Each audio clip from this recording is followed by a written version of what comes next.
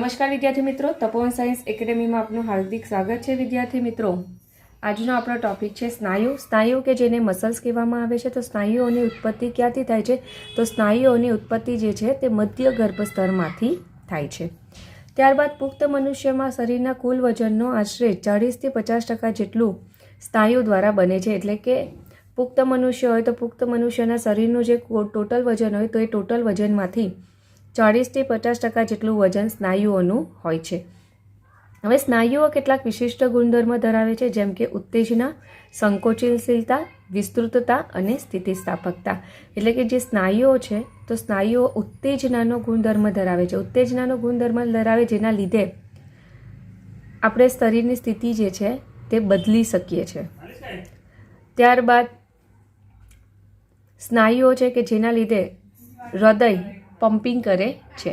તો આવી રીતે ઉત્તેજના, ત્યારબાદ સંકોચનશીલતા, વિસ્તૃતતા એટલે કે સ્નાયુઓ વિસ્તરણનો ગુણધર્મ ધરાવે છે અને સ્થિતિસ્થાપકતા એટલે કે ફ્લેક્સિબિલિટીનો ગુણધર્મ ધરાવે છે. સ્નાયુઓ સ્થિતિસ્થાપકતાનો ગુણધર્મ ધરાવે છે એટલે આપણે આંગળી જે છે તે આવી રીતે વળાવી શકીએ છીએ. જો સ્નાયુઓ સ્થિતિસ્થાપકતાનો ગુણધર્મ ધરાવતું ન હોત તો આપણે આંગળી આવી રીતે વળાવી શકતે નહીં. ત્યારબાદ સ્નાયુઓને વિવિધ લક્ષણો જેવા કે સ્થાન, દેખાવ અને કાર્ય નિયમનની પ્રકૃતિને આધારે વર્ગીકૃત કરવામાં આવે છે. એટલે કે સ્નાયુઓના સ્થાન, તેના દેખાવ અને તેના કાર્યને આધારે વર્ગીકરણ કરવામાં આવે છે. તો એના ટોટલ કેટલા? 3 પ્રકાર. તો તમને ચોપડીમાં સ્થાનને આધારે આપેલું છે, યાદ રાખજો. સ્થાનને આધારે સ્નાયુ 3 પ્રકારથી ઓળખવામાં આવે છે. શેના આધારે? તો સ્થાનને આધારે એમનું 3 પ્રકારમાં વર્ગીકરણ કરવામાં આવેલું છે. સૌથી પહેલું કંકાલ સ્નાયુ, ત્યારબાદ કોષ્ટાંતર સ્નાયુ, ત્યારબાદ હૃદ સ્નાયુ. તો કંકાલ સ્નાયુની વાત કરીએ તો સામાન્ય રીતે જો વિદ્યાર્થી મિત્રો તમને નામ પરથી આઈડિયા આવી જાય, કંકાલ સ્નાયુઓ, તો આ સ્નાયુઓ જે છે તે કંકાલ સાથે એકદમ મજબૂતાઈથી, એકદમ ગાઢ રીતે જોડાયેલા હોય છે. તો એ કંકાલ સાથે એટલે કે અસ્થિ સાથે એકદમ જ ગાઢ રીતે જોડાયેલા હોય છે. પરિણામે આવા સ્નાયુઓને કંકાલ સ્નાયુ કહેવામાં આવે છે. અને આ કંકાલ સ્નાયુઓ જે છે તે શીર્ષ છે, ધડ છે, ત્યારબાદ ઉપાંગ જેવા વિસ્તારમાં આવેલા હોય છે. અને એને જો સૂક્ષ્મ દર્શકની નીચે તેની રચના જોતાં રેખિત દેખાય છે. એટલે કે આવી રીતે આડા પટ્ટા દેખાય છે. સૂક્ષ્મ દર્શક એટલે કે માઇક્રોસ્કોપમાં જો કંકાલ સ્નાયુની રચના જોવામાં આવે તો આવી રીતે આડા પટ્ટા જોવા મળે છે. તો એક જ રેખામાં આવી રીતે આડા પટ્ટા ગોઠવાયેલા હોય છે. પરિણામે આવા સ્નાયુઓને રેખિત સ્નાયુ કહેવામાં આવે છે. હવે તેમનું કાર્ય ચેતાતંત્રના ઐચ્છિક નિયંત્રણ હેઠળ હોય છે. તેથી તેઓ ઐચ્છિક સ્નાયુઓ તરીકે પણ ઓળખાય છે. અને તેઓ પ્રાથમિક રીતે પ્રચલન ક્રિયાઓ અને શરીરની સ્થિતિના બદલાવ સાથે સંકળાયેલ છે. ધેટ મીન્સ આનો કહેવાનો મતલબ એવો થાય કે આમાં ઐચ્છિક, આ સ્નાયુઓ, કંકાલ સ્નાયુઓ છે તેને ઐચ્છિક સ્નાયુ કહેવામાં આવે છે. ઐચ્છિક સ્નાયુ કેમ કહેવામાં આવે?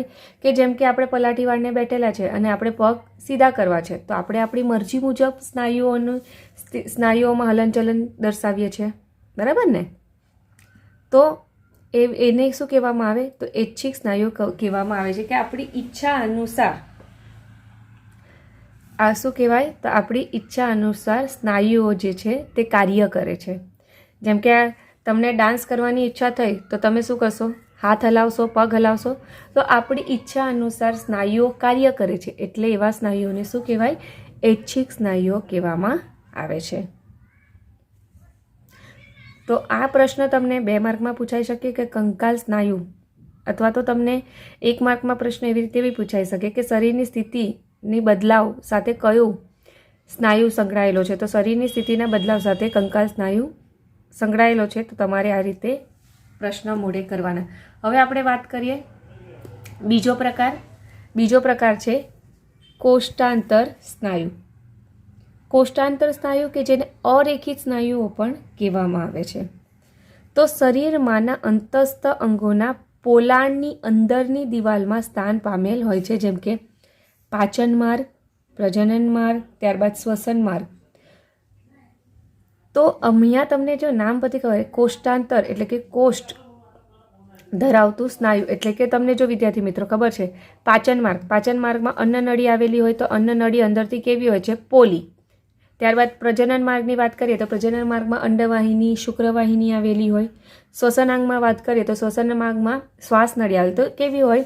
તો આ કોષ્ટાંતર સ્નાયુ કે જ્યાં વચ્ચેથી કેવી હોય? પોલી હોય, નળી કે જે વચ્ચેથી પોલી હોય, તો ત્યાં આ કોષ્ટાંતર સ્નાયુઓ આવેલા હોય છે. બરાબર. તો શરીરના અંતસ્થ અંગોના પોલાણની અંદરની દિવાલમાં, એટલે કે આ શ્વાસ નળી ધારો કે હોય તો શ્વાસ નળીની અંદરની દિવાલમાં આ કોષ્ટાંતર સ્નાયુ આવેલા હોય. ધારો કે હવે આને અન્નનળી લઈશું તો અન્નનળીની અંદરની જે દિવાલ છે તો અંદરની દિવાલમાં આ કોષ્ટાંતર સ્નાયુઓ આવેલા હોય છે. અને બીજી વસ્તુ કે અહીંયા તેઓ કોઈ રેખિત રચના ધરાવતા નથી, એટલે કે અહીંયા આવી રીતે કંકાલ સ્નાયુની જેમ આડા પટ્ટા જોવા મળતા નથી. ઉલટી કાંઈ લોકો આવી રીતે અનિયમિત આકારે ગોઠવાયેલા હોય છે. આ સ્નાયુઓ જે છે તે આવી રીતે અનિયમિત આકારે ગોઠવાયેલા હોય છે. તો રેખામાં ગોઠવાયેલા નથી, પરિણામે એને અરેખિત સ્નાયુઓ પણ કહેવામાં આવે. અને દેખાવમાં લીસા હોય એટલે તેને લીસા સ્નાયુઓ પણ કહેવાય છે. તો તેઓ કોઈ રેખિત રચના ધરાવતા નથી અને પ્રમાણમાં લીસા દેખાય છે, તેથી તેઓને લીસા સ્નાયુઓ અથવા તો અરેખિત સ્નાયુઓ કહેવામાં આવે છે. હવે તેમનું કાર્ય શું છે? તો ચેતાતંત્રના ઐચ્છિક નિયંત્રણ હેઠળ હોતું નથી, તેથી તેઓને અનૈચ્છિક સ્નાયુઓ કહે છે.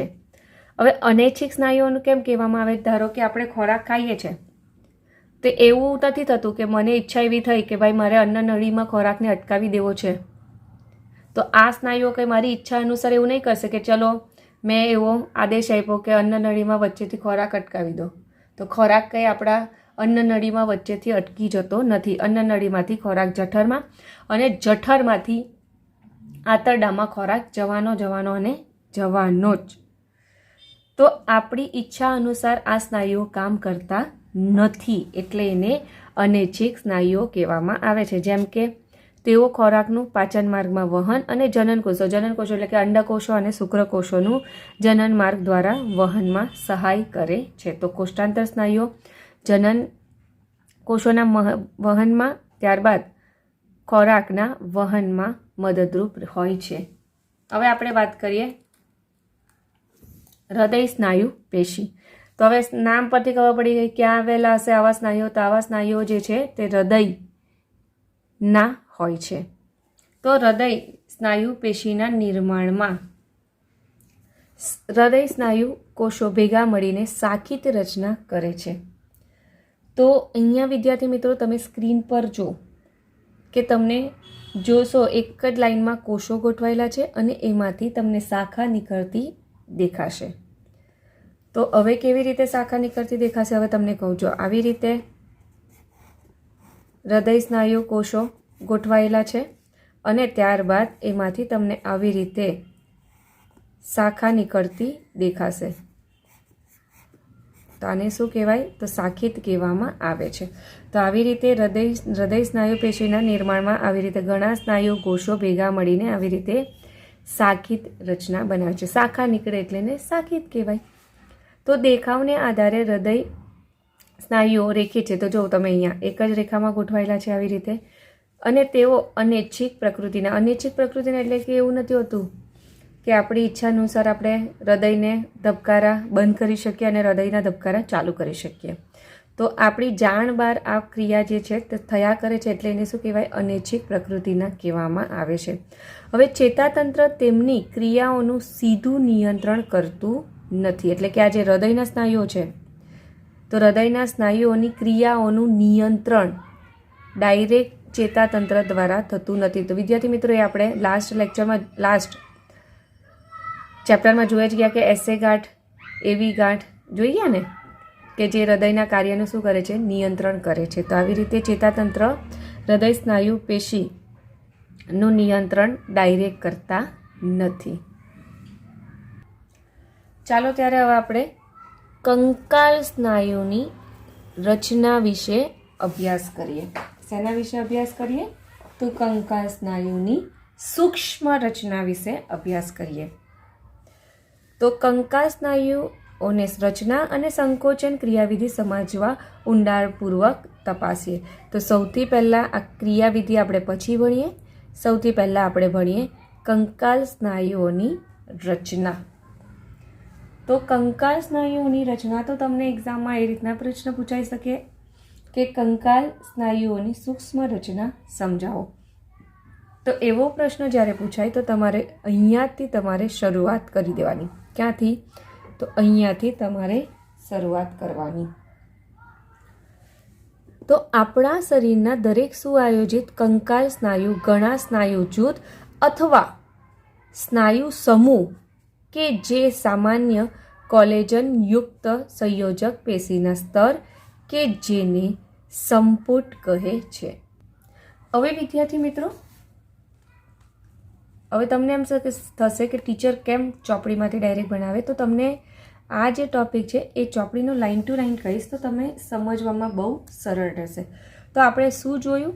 તો જોયું કે આપણા શરીરના દરેક સુઆયોજિત કંકાલ સ્નાયુ જે ઘણા સ્નાયુ જૂથ અથવા તો સ્નાયુ સમૂહ ધરાવે છે અને આ જે સ્નાયુઓ છે કે જે શેનું બનેલું હોય છે તો કોલેજન યુક્ત સંયોજક પેશીનું સ્તર ધરાવે છે. તો એને શું કહેવામાં આવે? તો સંપુટ કહેવામાં આવે છે. તો વિદ્યાર્થી મિત્રો, અહીંયા તમે આ કંકાલ સ્નાયુની રચના છે તો એની આંતરિક રચના અગર આપણે માઇક્રોસ્કોપમાં જોઈએ તો એમાં તમને આ એક સ્નાયુ જૂથ, ત્યારબાદ આ બીજું સ્નાયુ જૂથ, આ ત્રીજું સ્નાયુ જૂથ, આ ચોથું સ્નાયુ જૂથ અને આ પાંચમું સ્નાયુ જૂથ. બરાબર? આને સ્નાયુ જૂથ પણ કહીશું અથવા તો એને સ્નાયુ સમૂહ અથવા તો એને સમૂહ પણ કહેવામાં આવે છે. અને આ જે સમૂહો છે કે જે સામાન્ય રીતે સંયોજક પેશીથી આવૃત હોય છે. શેનાથી આવૃત હોય છે? તો સંયોજક પેશીથી આવૃત હોય છે. તો એને શું કહેવામાં આવશું? તો એને હવે આપણે કહીશું સંપુટ. બરાબર? તો આવી રીતે સ્નાયુ જૂથ જે છે તો સ્નાયુ જૂથ ભેગા મળીને સંપુટની રચના કરે છે. બરાબર? શેની રચના કરે છે? તો સંપુટની રચના કરે છે. ફરી પાછું વિદ્યાર્થી મિત્રો કહું છું, આને શું કહેવામાં આવશે? આ એક સ્નાયુ જૂથ, આ બીજું સ્નાયુ જૂથ, આ ત્રીજું, ચોથું. તો આવી રીતે સ્નાયુ જૂથ કે જે શેનાથી આવૃત હોય છે? તો આ બધા સંયોજક પેશી, કોલેજન યુક્ત સંયોજક પેશીથી આવૃત હોય છે અને આવૃત થઈને એક સંપુટ બનાવે છે. હવે આપણે વિદ્યાર્થી મિત્રો આ એક સ્નાયુ જૂથની આંતરિક રચના જોઈએ. શેની આંતરિક રચના જોઈએ? તો એક સ્નાયુ જૂથની આંતરિક રચના જોઈએ. તો તમે વિદ્યાર્થી મિત્રો જો આ સ્નાયુ જૂથની આંતરિક રચના જોઉં ને તો એમાં આવી રીતે સ્નાયુ તંતુઓ આવેલા છે. આ એક તમે આ ગોળ જોઈ શકો આવી રીતે લાંબુ, તો આ એક સ્નાયુ તંતુ, આ બીજું સ્નાયુ તંતુ, આ ત્રીજું સ્નાયુ તંતુ. તો આવી રીતે દરેક સ્નાયુ જૂથ છે, આ હોય, આ હોય, આ હોય કે આ હોય, તો દરેક સ્નાયુ જૂથ છે કે જેની અંદર આવી રીતે સ્નાયુ તંતુઓ આવેલા છે. હવે તમે આ ગોળ જોઈ શકો છો. તો આ શેનું છે? તો આ સ્નાયુ તંતુનું છે. તો હવે તમને કહું, હવે આ ધારો કે સ્નાયુ જૂથ છે કે જેની અંદર આવી રીતે ઘણા બધા સ્નાયુ તંતુ આવેલા છે. શું આવેલા છે? તો સ્નાયુ તંતુ આવેલા છે. અને દરેક સ્નાયુ તંતુ આ હોય કે આ હોય, તો આ દરેક સ્નાયુ તંતુ જે છે તે રસ પટલથી આવૃત હોય છે. શેનાથી આવૃત હોય? હવે આ જે સ્નાયુ તંતુ છે તો આ સ્નાયુ તંતુ રસ પટલથી આવૃત હોય છે.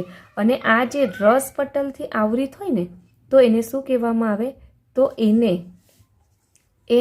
હવે આપણે કહીશું સ્નાયુ તંતુ પળ. બરાબર? તો આવી રીતે દરેક સ્નાયુ તંતુ જે છે તે રસ પટલથી આવૃત હોય છે અને એને સ્નાયુ તંતુ પડ કહેવામાં આવે છે. સિમ્પલી રીતે કહીએ તો સ્નાયુ તંતુની ફરતે આવેલું પડ અથવા તો પટલ કે જેને સ્નાયુ તંતુ પડ કહેવામાં આવે છે. હવે અહીંયા તમને આકૃતિમાં બતાવેલું છે, જો સ્નાયુ તંતુ પડ, ને અહીંયા તમને બતાવેલા છે સ્નાયુ તંતુઓ. હવે સ્નાયુ તંતુ પડ જે છે તે સામાન્ય રીતે કોને ઘેરે છે? તો સ્નાયુ તંતુ પડ જે છે તે સામાન્ય રીતે સ્નાયુ રસને ઘેરે છે. એટલે કે સ્નાયુ તંતુ પડ કે જેની અંદર સ્નાયુ રસ આવેલા હોય છે. શું આવેલું હોય છે? તો સ્નાયુ રસ આવેલું હોય છે. ચાલો ત્યારે હવે આગળ જોઈએ કે સ્નાયુ તંતુ. હવે આ જે સ્નાયુ તંતુ છે, સ્નાયુ તંતુ એક બહુકોષ કેન્દ્રીય રચના છે. કેમ બહુકોષ કેન્દ્રીય કેમ કહેવામાં આવે છે? કે તે ઘણા કોષ કેન્દ્ર ધરાવે છે. આ શું થાય ખબર? સ્નાયુ તંતુ આવી રીતે લાંબા લાંબા ગોઠવાયેલા હોય, એકબીજાને નજીક નજીક થોડા ગોઠવાયેલા, જેના લીધે શું થાય કે એમની રચના બહુકોષ કેન્દ્રીય લાગે છે. બરાબર? તો કોષના જોડાણને પરિણામે બહુકોષ કેન્દ્રીય પરિસ્થિતિ થાય છે. આથી કંકાલ સ્નાયુ તંતુ એ બહુકોષ કેન્દ્રીય હોય છે. તો સ્નાયુ તંતુ કેવું છે? તો બહુકોષ કેન્દ્રીય રચના છે. બહુકોષ કેન્દ્રીય કેમ? કારણ કે એ ઘણા કોષ કેન્દ્ર ધરાવે છે. હવે ત્યારબાદ હવે આગળ જોઈએ તો સ્નાયુ તંતુની અંતઃકોષ રસ જાળ એટલે કે સ્નાયુ રસ જાળ કહે છે.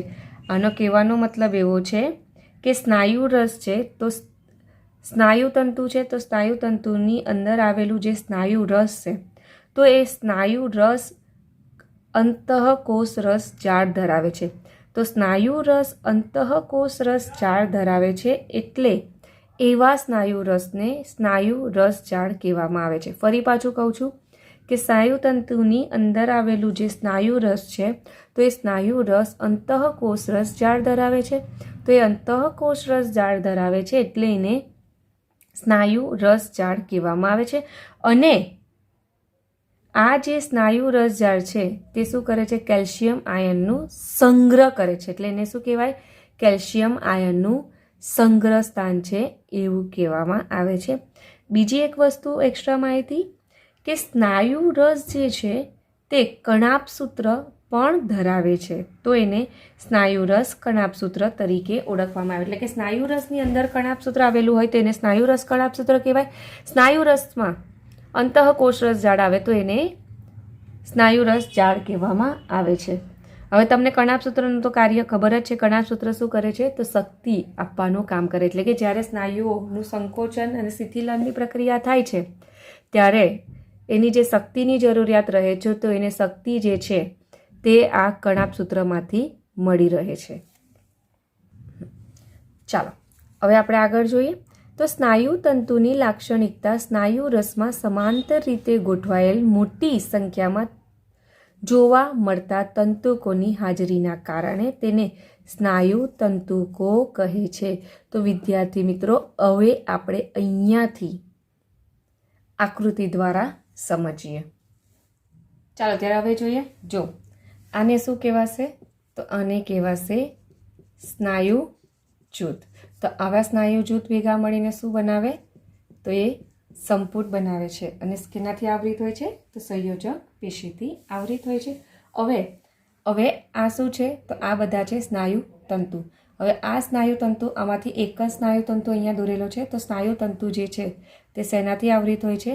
તો સ્નાયુ તંતુ પડથી આવૃત હોય છે. સ્નાયુ તંતુની અંદર શું આવેલું હોય છે? તો સ્નાયુ તંતુની અંદર સ્નાયુ રસ આવેલું છે. શું આવેલું છે? તો સ્નાયુ તંતુ જે છે તેની અંદર સ્નાયુ રસ આવેલું છે. હવે સ્નાયુ રસ જે છે તેમાં અંતઃકોષ રસ જાળ અને કણાભસૂત્ર આવેલા હોય છે. હવે અંતઃકોષ રસ જાળ આવેલું હોય સ્નાયુ રસમાં તો એને સ્નાયુ રસ જાળ કહેવામાં આવે. અને કણાભસૂત્ર આવેલું હોય તેને સ્નાયુ કણાભસૂત્ર કહેવામાં આવે છે. ત્યારબાદ હવે આ જે સ્નાયુ રસ છે ને તો આની પાછી આંતરિક રચના જોઈએ ને, આ એક એક સ્નાયુ તંતુની અગર આપણે આંતરિક રચના જોઈએ તો એની અંદર આ જે સ્નાયુ રસ છે, બરાબર, તો સ્નાયુ રસમાં અગર જો માઇક્રોસ્કોપમાં જોઈએ તો એમાં પણ આવી રીતે સમાંતર મોટી સંખ્યામાં ગોઠવાયેલા તંતુકો જોવા મળે છે. શું જોવા મળે છે? તંતુકો જોવા મળે છે. આ એક સ્નાયુ તંતુ છે. તો સ્નાયુ તંતુની અંદર જે સ્નાયુ રસ આવેલું છે તો એ સ્નાયુ રસમાં પણ આવી રીતે એકબીજાને સમાંતર ગોઠવાયેલા, જો માઇક્રોસ્કોપમાં જોઈએ તો આવી રીતે એકબીજાને સમાંતર ગોઠવાયેલા તંતુકો જોવા મળશે. તો આને શું કહેશું? તો આને આપણે કહીશું સ્નાયુ તંતુકો. એને શું કહીશું? તો એને કહીશું સ્નાયુ તંતુકો.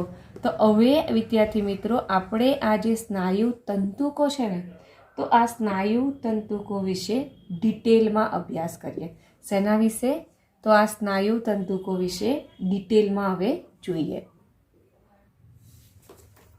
ચાલો ત્યારે હવે આપણે શું જોઈએ કે સ્નાયુ તંતુ છે, તો સ્નાયુ તંતુમાં આવી રીતે આપણે આ જોયું કે હવે આ જે સ્નાયુ તંતુ છે તો સ્નાયુ તંતુની અંદર મોટી સંખ્યામાં આવી રીતે સ્નાયુ તંતુકો ગોઠવાયેલા હોય છે અને સ્નાયુ તંતુકોમાં આવી રીતે ઘેરા અને ઝાંખા બીમ આવેલા હોય છે. અને કયો બીમ કહેવામાં આવે? તો આને ઘેરો બીમ કહેવામાં આવે છે અને આને ઝાંખા બીમ કહેવામાં આવે છે. આને ઘેરો બીમ અને આ તમે વ્હાઇટ જોઈ શકો છો તે વ્હાઇટને ઝાંખા બીમ કહેવામાં આવે છે. તો હવે આ જે ઝાંખા બીમ છે તો આ ઝાંખા બીમને આઇસોટ્રોપિક કહેવામાં આવે છે. શું કહેવામાં આવે? ઝાંખા બીમ છે તેને આઇસોટ્રોપિક કહેવામાં આવે છે. શું કહેવામાં આવે? તો આઇસોટ્રોપિક બિંબ કહેવામાં આવે છે. હવે આ આઇસોટ્રોપિક, તો હવે આનો ઇંગ્લિશ કરીએ ને તો આઈથી સ્ટાર્ટ થાય. શું થાય? આઈથી આનો સ્પેલિંગ થાય. પરિણામે એને આઈ બિંબથી પણ ઓળખવામાં આવે છે. તો આવી રીતે ઝાંખા બીમ, તો ઝાંખા બીમ છે તેને આઇસોટ્રોપિક બીમ અથવા તો આઈ બીમ તરીકે પણ ઓળખવામાં આવે છે. જ્યારે આ જે ઘેરો બીમ છે તો આ ઘેરા બીમને એન આઇસોટ્રોપિક કહેવામાં આવે છે. બીમ શું કહેવામાં આવે? ઘેરા બીમને એન આઇસોટ્રોપિક બિંબ કહેવામાં આવે છે. તો અહીંયા એથી સ્પેલિંગ સ્ટાર્ટ થાય, તો એથી સ્પેલિંગ સ્ટાર્ટ થાય એટલે એવી રીતે યાદ રાખવાનું. તો એ બિંબ પણ કહેવામાં આવે છે. તો આવી રીતે તમને શું કહેવામાં આવે? તો આવી રીતે સ્નાયુ તંતુકો છે તો સ્નાયુ તંતુકોમાં ઘેરો અને ઝાંખો બીમ જોવા મળે છે. ઘેરો અને ઝાંખો બીમ જોવા મળે છે. ઘેરા બીમને એન આઇસોટ્રોપિક બીમ કહેવામાં આવે અથવા તો આ એ બીમ કહેવામાં આવે અને આ જે ઝાંખો બીમ છે તેને આઇસોટ્રોપિક બીમ અથવા તો આઈ બીમ તરીકે પણ ઓળખવામાં આવે છે. હવે આ જે એ બીમ છે, કયો બીમ છે? આ એ બીમ છે. તો એ બીમની મધ્યમાં એક ઝાંખો વિસ્તાર આવેલો હોય છે. આ એ બીમ છે તો એ બીમની મધ્યમાં આવી રીતે વચ્ચે એ બીમ છે તો એ બીમની વચ્ચે આવી રીતે ઝાંખો વિસ્તાર આવેલો હોય છે. હવે આ જે ઝાંખો વિસ્તાર આવેલો હોય તો એને એચ કહેવામાં આવે છે. શું કહેવામાં આવે? એને એચ વિસ્તાર અથવા તો એને એચ રેખા કહેવામાં આવે છે. શું કહેવામાં આવે? એચ વિસ્તાર અથવા તો એને એચ વિસ્તાર અથવા તો એને એચ રેખા કહેવામાં આવે છે. ફરી પાછું રિપીટ કરું છું કે આ જે એ બીમ છે એ બીમની વચ્ચે આવી રીતે એક ઝાંખો ભાગ આવેલો હોય છે. દરેક એ બીમની વચ્ચે આવી રીતે ઝાંખો ભાગ આવેલો હોય છે. એ ઝાંખા ભાગને એચ રેખા અથવા તો એચ વિસ્તાર કહેવામાં આવે છે. બરાબર? એચનો મતલબ થાય છે હેન્સ રેખા. બરાબર? શું થશે? એચનું ફૂલ ફોર્મ થાય છે હેન્સ રેખા. ત્યારબાદ આવી રીતે આવી રીતે આગળ વાત કરીએ તો આ જે એચ રેખા છે ને, આ એચ રેખા, તો એચ રેખાની મધ્યમાં પણ પાછી એક રેખા આવેલી હોય છે કે જેને એમ રેખા તરીકે ઓળખવામાં આવે છે. શું તરીકે ઓળખવામાં આવે? તો એને એમ રેખા તરીકે ઓળખવામાં આવે છે. હવે તમને એમ થશે કે ટીચર બહુ કન્ફ્યુઝન થવા લાગ્યું છે, ચાલો હવે તારે ડિટેલમાં આકૃતિ દોરીને તમને સમજાવું. ચાલો, હવે આ જે સ્નાયુ તંતુકો છે, સ્નાયુ તંતુકોને અગર માઇક્રોસ્કોપમાં ડિટેલમાં જોઉં ને તો તમને કંઈક આવી રચના જોવા મળશે. હવે તેમાંથી તમને દર્શાવી દઉં વિદ્યાર્થી મિત્રો, આટલો જે ભાગ છે ને એને એ બીમ કહેવામાં આવે, અને આ તમને જે ભાગ દેખાય ને તો એને આઈ બીમ કહેવામાં આવે છે. જો અહીંયા શું થાય, આ તંતુઓ એકબીજાને સમાંતર થાય છે ને એટલે એ ભાગ કેવો દેખાશે? એકદમ ઘેરો દેખાશે. બરાબર? આ જો અહીંયા તંતુઓ આટલા ભાગમાં, કેટલા? આટલા ભાગમાં, જો આટલા ભાગમાં તંતુઓ જો એકબીજાને સમાંતર ગોઠવાયેલા છે એટલે પરિણામે એ ભાગ કેવો? આની કમ્પેરમાં ઘેરો લાગશે. બરાબર ને? આ કેવો છે? આ જ્યારે ઝાંખો બીમ છે. બરાબર ને? આઈ બીમ કે જેને શું કહેવામાં આવે? ઝાંખો બીમ કહેવામાં આવે છે. હવે આપણે શું કીધું કે આવી રીતે આ જે એ બીમ છે, આખો એ બીમ છે, તો એ બીમની મધ્યમાં આ ભાગ જો ઝાંખો દેખાય છે, તો એ બીમની મધ્યમાં આ જે ઝાંખો વિસ્તાર છે, તો આ ઝાંખા વિસ્તારને એચ વિસ્તાર અથવા તો એચ રેખા કહેવામાં આવે છે. હવે આ જે એચ વિસ્તાર છે, તો એચ વિસ્તારની મધ્યમાં પણ આવી રીતે એક રેખા જોવા મળે છે. આ એચ વિસ્તારની મધ્યમાં આવી રીતે રેખા જોવા મળે છે. તો આ મધ્યમાં મિડલ એટલે એને શું કહેવામાં આવે? એને એમ રેખા કહેવામાં આવે છે. શું કહેવામાં આવે? તો એને એમ રેખા કહેવામાં આવે છે. ચાલો, ત્યારે હવે આપણે આગળ જોઈએ. હવે આપણે આઈ બીમની વાત કરીએ. તો હવે આ જે આઈ બીમ છે, તો આઈ બીમની મધ્યમાં એક આવી રીતે લાઈન જોવા મળે છે. આ પણ આઈ બીમ છે. બરાબર? આ પણ શું છે? આઈ બીમ. તો આ પણ આઈ બીમ છે કે જેની વચ્ચે આવી રીતે તમને એક લાઈન જોવા મળશે. હવે એ લાઈનને શું કહેવામાં આવે?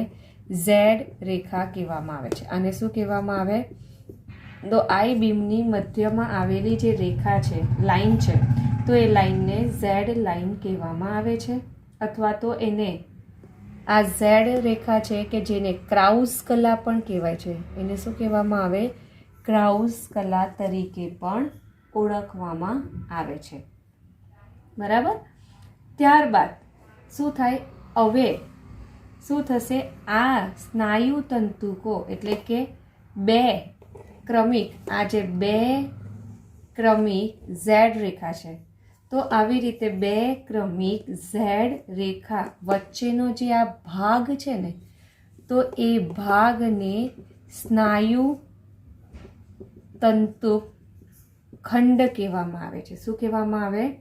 એને સ્નાયુ તંતુ ખંડ કહેવામાં આવે. આ જે આટલું, આ બે ક્રમિક, આ આટલું, બે ક્રમિક, આ બે ક્રમિક અહીંયા લૂછી કાઢું છું એટલે તમને ખ્યાલ રહે.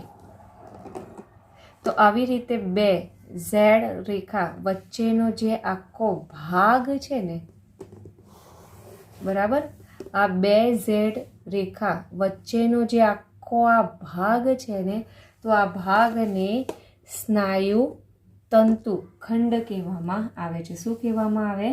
સ્નાયુ તંતુ ખંડ. તો હવે વિદ્યાર્થી મિત્રો, આના પરથી આપણે કહી શકશું કે સ્નાયુ તંતુ ખંડ કે જેમાં એક આખો એ બીમ છે. જો આ એક આખો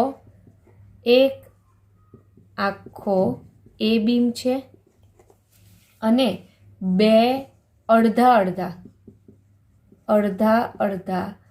આઈ બીમ આવેલ છે. જો આ એક આખો એ બીમ અને આ અડધો આઈ બીમ અને બીજો આ અડધો આઈ બીમ. તો આવી રીતે સ્નાયુ તંતુ ખંડ છે કે જેમાં એક આખો એ બીમ અને બે અડધા આઈ બીમ છેડા પર આવેલા છે.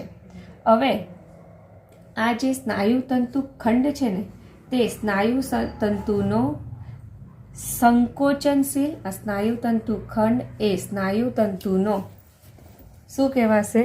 તો સ્નાયુ તંતુનો સંકોચનશીલ અને ક્રિયાશીલ એકમ છે. બરાબર. આ સ્નાયુ તંતુ જે છે, તંતુખંડ જે છે તે સ્નાયુ તંતુના સંકોચનશીલ અને ક્રિયાશીલ એકમ છે. તો આવી રીતે દરેક સ્નાયુ તંતુ ખંડમાં બંને છેડે, દરેક સ્નાયુ તંતુ ખંડમાં આવી રીતે બંને છેડે પાતળા તંતુકો અને વચ્ચે આવી રીતે જાડા તંતુકો આવેલા છે. અહીંયા છેડે પાતળા અને વચ્ચે જાડા મધ્યમાં તંતુકો આવેલા છે. તો આવી રીતે સ્નાયુ તંતુ ખંડ જાડા અને પાતળા સ્નાયુ તંતુકોનો સમૂહ છે. અને જાડા અને પાતળા, આ જાડા અને આ જે પાતળા તંતુકો જે છે, જાડા પાતળા, બરાબર, બ્લેક કલરના પાતળા અને બ્લુ કલરના જાડા. તો આવી રીતે જાડા પાતળા તંતુ છે એકબીજાને કેવા ગોઠવાયેલા છે? તો એકબીજાની સમાંતર ગોઠવાયેલા છે. કેવા ગોઠવાયેલા છે? તો એકબીજાની સમાંતર ગોઠવાયેલા છે. ફક્ત તમે અહીંયા જોઈ શકો, આ જે એચ વિસ્તાર છે, તો એચ વિસ્તારમાં જ ફક્ત જાડા તંતુકો છે. બાકી એચ વિસ્તાર છે, બરાબર, તો એચ વિસ્તારમાં તમને જાડા તંતુકો જોવા મળે છે. જ્યારે એ બીમમાં અહીંયા બંને સાઈડ એચ વિસ્તાર છોડીને તમે આટલો ભાગ જો, એ બીમનો અગર તમે આટલો ભાગ જો, તો એ બીમમાં શું થાય? આ એચ વિસ્તાર કે જેમાં ફક્ત જાડા તંતુકો આવેલા છે, જ્યારે એના બંને છેડે જાડા અને પાતળા બંને તંતુ આવેલા છે. બરાબર ને? આઈ બીમ જે છે, તો આઈ બીમમાં ફક્ત કયા પાતળા તંતુકો આવેલા છે? આઈ બીમમાં કેવા છે? તો ફક્ત પાતળા તંતુકો આવેલા છે. જ્યારે એ બીમ છે, તો એ બીમમાં તમને અહીંયા જાડા તંતુકો અને પાતળા તંતુકો બંને જોઈ શકશો. બરાબર? જાડા અને પાતળા તંતુકો બંને જોઈ શકશો. હવે આઈ બીમ છે, તો આઈ બીમમાં આવેલા આ જે તંતુકો છે, તો એ તંતુકો શેના બનેલા છે? તો એ તંતુકો એક્ટિનના બનેલા છે. શેના બનેલા છે? તો એક્ટિનના બનેલા છે. એક્ટિન પ્રોટીનના બનેલા છે. બરાબર? તો આવી રીતે ઝાંખા બીમ છે, તો ઝાંખા બીમ શું ધરાવે છે? તો ઝાંખા બીમ છે કે જે એક્ટિન પ્રોટીન ધરાવે છે. શું ધરાવે છે? તો એ એક્ટિન પ્રોટીન ધરાવે છે. જ્યારે આ જે જાડો બીમ છે કે જે માયોસિન પ્રોટીન ધરાવે છે, એટલે કે આ તંતુ, જાડા તંતુ જે છે તે માયોસિનના બનેલા હોય અને આ પાતળા તંતુ જે છે તે એક્ટિનના બનેલા છે. બરાબર? શેના બનેલા છે? આ માયોસિન અને આ એક્ટિનના બનેલા છે. તો આવી રીતે આઈ બીમ છે જે તે એક્ટિન ધરાવે છે, જ્યારે એ બીમ જે છે તે માયોસિન ધરાવે છે. શું ધરાવે છે? એ બીમ જે છે તે માયોસિન પ્રોટીન ધરાવે છે. તો અહીંયા તમારા સ્નાયુ, કંકાલ સ્નાયુની રચના જે છે તે પૂરી થાય છે. બરાબર? તો હોપ તમને વિદ્યાર્થી મિત્રો દરેકે દરેક વસ્તુ ખબર પડી ગઈ હશે કે સ્નાયુ તંતુ કે જેમાં આવી રીતે ઘેરો અને ઝાંખો બીમ જોવા મળે. ઘેરા બીમને શું કહેવાય? એ બીમ. અને ઝાંખા બીમને આઈ બીમ કહેવામાં આવે. ઘેરા બીમમાં આવી રીતે મધ્યમાં એચ વિસ્તાર આવેલો હોય છે કે જે કેવો હોય છે? ઝાંખો હોય છે. હવે આ એચ વિસ્તારની પણ મધ્યમાં એક રેખા પસાર થતી જોવા મળે, જેને એમ રેખા કહેવામાં આવે. હવે આ જે આઈ બીમ છે, બરાબર, તો આઈ બીમની મધ્યમાં રેખા પસાર થાય છે. આ રેખાને ઝેડ રેખા કહેવામાં આવે છે અથવા તો ક્રાઉસ કલા કહેવામાં આવે. એવી રીતે અહીંયા પણ આ આઈ બીમ છે કે જેમાંથી આ રેખા પસાર થાય છે કે જેને ઝેડ રેખા કહેવામાં આવે છે. આઈ બીમ શું ધરાવે? એક્ટિન પ્રોટીન ધરાવે. જ્યારે એ બીમ શું ધરાવે? તો એ બીમ એ માયોસિન પ્રોટીન ધરાવે છે. ત્યારબાદ આવી રીતે બે ક્રમિક ઝેડ રેખા વચ્ચેનો જે વિસ્તાર છે તો એ વિસ્તારને શું કહેવામાં આવે? તો સ્નાયુતંતુ ખંડ કહેવામાં આવે છે. તો સ્નાયુતંતુ ખંડ શું ધરાવે છે? એક આખો એ બીમ, આ જો સ્ક્વેર દોરેલો જ છે તો એક આખો એ બીમ અને બે અડધા આઈ બીમ ધરાવે છે. શું ધરાવે છે? એક આખો એ બીમ અને બે અડધા આઈ બીમ ધરાવે છે. તો અહીંયા તમારો સ્નાયુ તંતુ એટલે કે કંકાલ સ્નાયુની રચના જે છે તે કમ્પ્લીટ થાય છે. Thank you. અને તમારા જાણ માટે કહી દઉં કે તમારા ચોપડીમાં પણ આ આકૃતિ આપેલી છે, તે હવે જોઈ લઈએ. જો તમારી ચોપડીમાં આકૃતિ આપેલી છે તેમાં તમે જોઈ શકો છો આ જે આખો દેખાય બીમ, તો આખો આ એ બીમ છે, જ્યારે આ આઈ બીમ છે. આ આખો આઈ બીમ છે. હવે આ આઈ બીમ તેમાંથી જો આપ રેખા એક જોઈ શકો જેને શું કહેવાય? ઝેડ રેખા કહેવાય. આ પણ આઈ બીમ છે કે જેમાંથી તમે આ એક ડાર્ક રેખા જોઈ શકો જેને ઝેડ રેખા કહેવામાં આવે છે. અને તમે જો આ એ બીમ છે તો એ બીમની વચ્ચેનો વિસ્તાર કેવો છે? એ ઝાંખો છે. કેમ ઝાંખો છે? કે જો એમાં ફક્ત આવી રીતે જાડા તંતુ આવેલા છે, તો આવી રીતે ફક્ત જાડા તંતુ એ બીમમાં આવેલા છે વચ્ચે, એટલે એ ઝાંખો દેખાશે. જ્યારે આ સાઈડનો વિસ્તાર કેવો દેખાય છે? ઘેરો દેખાય છે. કેમ ઘેરો દેખાય? કે એમાં બે તંતુઓ એકબીજાને સમાંતર ગોઠવાયેલા છે, એટલે એ કેવો દેખાય છે? આ વચ્ચેની કમ્પેરમાં ઘેરો દેખાય છે. અહીંયા બી તમે જો આ ઝાંખો દેખાય, જ્યારે આટલો ભાગ કેવો દેખાય? ઘેરો દેખાય. હવે આ વચ્ચેનો જે લાઇટ વિસ્તાર છે તેને શું કહીશું? તો એને એચ પ્રદેશ કહીશું. એને શું કહીશું? તો એને અહીંયા આપેલું છે એચ પ્રદેશ કહીશું. એની પણ વચ્ચેમાં જો અહીંયા તમે જો તો અહીંયા એક વચ્ચે એક રેખા પસાર થાય છે જેને એમ રેખા કહેવામાં આવે છે. એને શું કહેવામાં આવે? તો એને એમ રેખા કહેવામાં આવે છે. તો આવી રીતે આ બે ક્રમિક ઝેડ રેખા વચ્ચેનો આ જે આખો વિસ્તાર છે તેને શું કહેવામાં આવે? તો એને સ્નાયુ તંતુ ખંડ કહેવામાં આવે છે. હવે અહીંયા તમે જો એ અને આઈ બીમના સ્નાયુ તંતુકોની લંબાઈમાં એકાંતરે આવી રીતે આ તંતુકો કેવા છે? એકબીજાને સમાંતર ગોઠવાયેલા છે.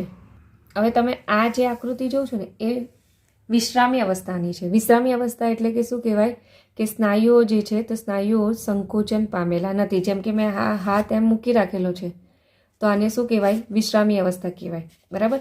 તો મેં આ હાથ મૂકેલો છે ત્યારે સ્નાયુઓની આ વિશ્રામી અવસ્થા કહેવાય. અને વિશ્રામી અવસ્થામાં સ્નાયુઓ આવી રીતે સ્નાયુ તંતુકો જે છે તે આવી રીતે ગોઠવાયેલા છે. પરંતુ આવી રીતે શું દેખાય? મધ્યમાં તમને જાડા તંતુ દેખાય અને ત્યારબાદ સાઈડ પર બંને બાજુ પર જાડા અને પાતળા, પાતળા જાડા એકબીજા પર આચ્છાદિત થયેલા હોય છે. હવે મેં આમ મુઠ્ઠીવાળી એટલે સ્નાયુઓનું શું થયું? સંકોચન થયું. સંકોચન થયું એના લીધે શું થશે? કે આ જે ઉપરના પાતળા સ્નાયુઓ જે તંતુકો છે ને, પાતળા સ્નાયુ તંતુકો જે છે તે આવી રીતે આ ધારો કે આ પાતળા સ્નાયુ તંતુકો છે, તો જ્યારે મેં આવી રીતે મુઠ્ઠીવાળી ત્યારે શું થશે? આ તંતુકો આવી રીતે એકબીજાની નજીક આવે છે. જો આ સમજો, આવી રીતે મેં આંગળી મૂકી દીધી છે તો આવી રીતે તંતુકો એકબીજાની નજીક આવે છે. તો નજીક આવે ને, બરાબર, તેના લીધે શું થશે? એચ વિસ્તાર દેખાશે નહીં. બરાબર? શું થશે? તો એચ વિસ્તાર દેખાશે નહીં. તો આવી રીતે વિશ્રામી અવસ્થામાં આ જાડા તંતુકો છે તો જાડા તંતુકોની બંને બાજુએ આવી રીતે પાતળા તંતુકોના છેડા વડે મધ્યના ભાગ છોડીને એ આચ્છાદિત થયેલા છે. બરાબર? તો વિશ્રામી અવસ્થામાં મધ્યના ભાગમાં આ પાતળા તંતુકો આવેલા નથી. એના બંને છેડે જ્યારે પાતળા તંતુકો સમાંતર ગોઠવાયેલા છે, જેના લીધે શું થશે? વિશ્રામી અવસ્થા આ ઝેડ વિસ્તાર જે છે તે આચ્છાદિત થતો નથી. કોના વડે? તો પાતળા તંતુ વડે વિશ્રામી અવસ્થામાં આચ્છાદિત થતો નથી. હવે આના વિશે આપણે ડિટેલમાં સ્નાયુ સંકોચનની ક્રિયાવિધિમાં ભણીશું, પણ તમારી ચોપડીમાં છેલ્લી લાઈન આપેલી છે એટલે તમને સમજાવી દીધી. તો અહીંયા તમારો આજે સ્નાયુનો ટોપિક કમ્પ્લીટ થયો. Thank you.